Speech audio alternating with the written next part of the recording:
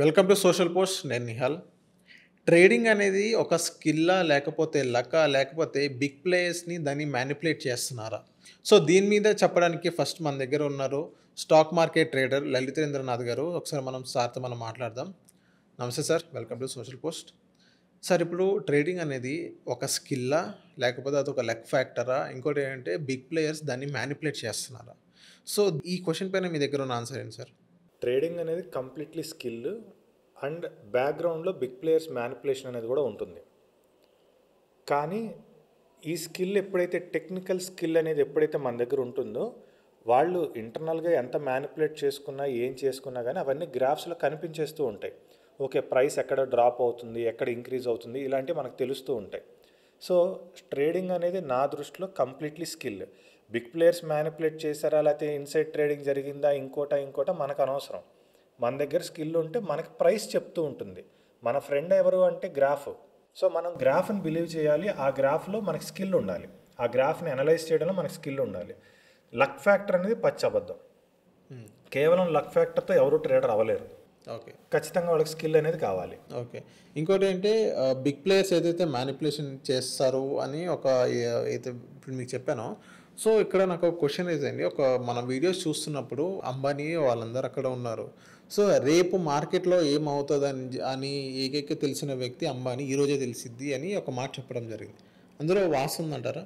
నేను ఒక చిన్న ఎక్స్పీరియన్స్ చెప్తాను. నా ట్రేడింగ్ లైఫ్లో జరిగింది. ఓకే. నేను ఆర్ నావెల్ అని ఒక స్టాక్ ఉంది. ఆ రోజు మార్నింగ్ ఈనాడు పేపర్లో ఆర్ నావెల్ దివాలా తీసింది అని చెప్పేసి న్యూస్ వచ్చింది. సో బేసిక్గా దివాలా తీసింది అనగానే ఆ స్టాక్ ఏమవుతుంది, ఆ రోజు పడిపోతుంది.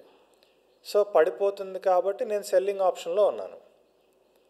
నేను దాని మీద సెల్లింగ్ సైడ్ ఉన్నాను. నేను సెల్లింగ్లో ఉన్నది ఒక్కసారిగా రైజ్ అయిపోయింది. అరే ఇదేంటి ఇలా రైజ్ అయిపోయింది, సరే నాకు లాస్ వచ్చింది, నేను ఆపేశాను, ఓకే అదంతా ఓకే. అసలు ఇలా ఎలా పెరిగింది?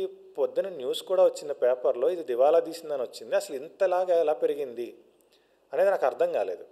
అంటే ఇది నేను వెరీ ఎర్లీ డేస్లో, నేను ట్రేడింగ్ చేసిన ఎర్లీ డేస్లో ఇది.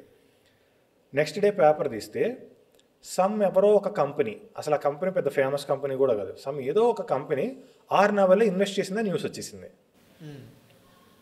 ఇదే మ్యానిపులేషన్ అంటే.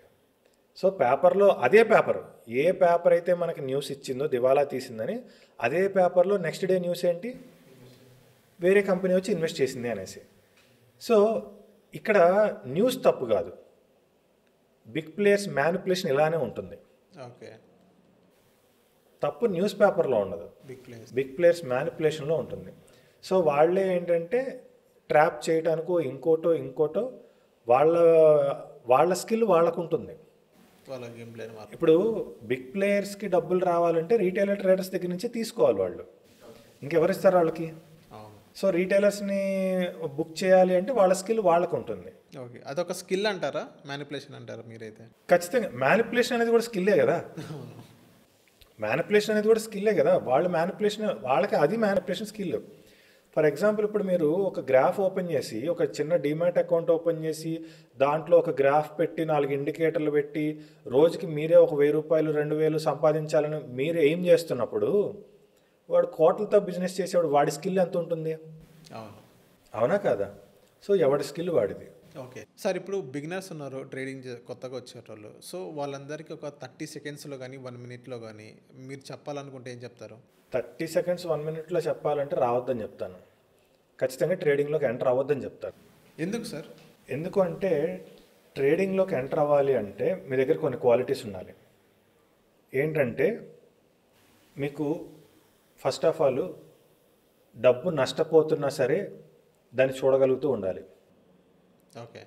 మీరు డబ్బు నష్టపోతూ ఉంటారు, అయినా సరే తిరిగి డబ్బు తెస్తూ ఉండాలి, దానిలో పెడుతూ ఉండాలి. ఆ డబ్బు అప్పులు చేసుకుని తెస్తూ ఉండాలి, దానికి వడ్డీలు కడుతూ ఉండాలి. నష్టపోయిన రోజు సాయంత్రం నిద్ర పట్టకూడదు, ఏడుపు వస్తూ ఉండాలి. ఒకానొక రోజున చచ్చిపోవాలనిపించాలి కానీ చచ్చిపోకూడదు. ఓకేనా? అందరి ముందు నవ్వుతూ ఉండాలి కానీ లోపల బాధ వస్తూ ఉండాలి. ఎవరన్నా ఏం చేస్తున్నావు అంటే చెప్పుకోవడానికి కూడా ఏమీ ఉండదు అక్కడ. నేను పలానా చేస్తున్నానని చెప్పుకోవడానికి కూడా ఉండదు. సో ఇటువంటివన్నీ నేను చేయగలను, ఈ లక్షణాలన్నీ నేను భరించగలను అనుకుంటే ట్రేడింగ్లోకి ఎంటర్ అవ్వచ్చు. ఇవన్నీ మీరు చెప్తున్నారంటే మీరు అనుభవించారా సార్? ఖచ్చితంగా.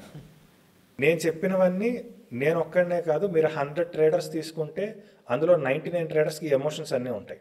ఓకే. నిద్రలేని రాత్రులు, అందరి ముందు ఏడిస్తే బాగోదని ఏడుపు కంట్రోల్ చేసుకోవటం, ఇలాంటివి చాలా ఉంటాయి. ఎంతో పెయిన్ ఉంటుంది.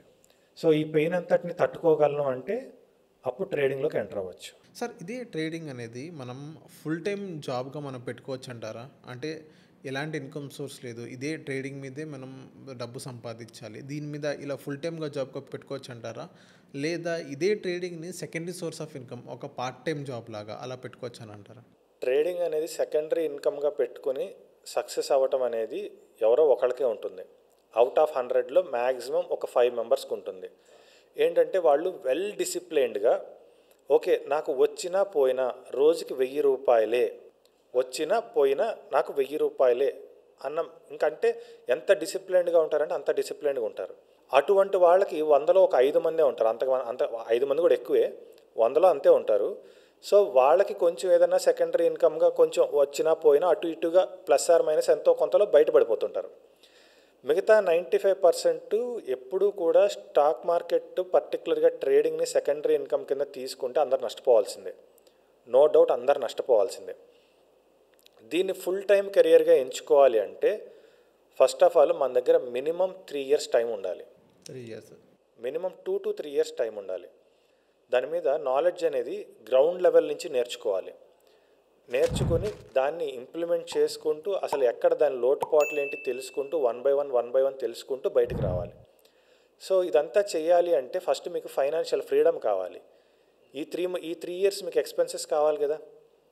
సో మీకు ఫినాన్షియల్గా నేను అన్నీ పక్కన పెట్టి 3 ఏళ్ళు కష్టపడి దీని మీద కూర్చొని చేయగలను అని అంటే దెన్ మీరు 3 ఏళ్ళు కష్టపడి దాని మీద చేసుకోవచ్చు.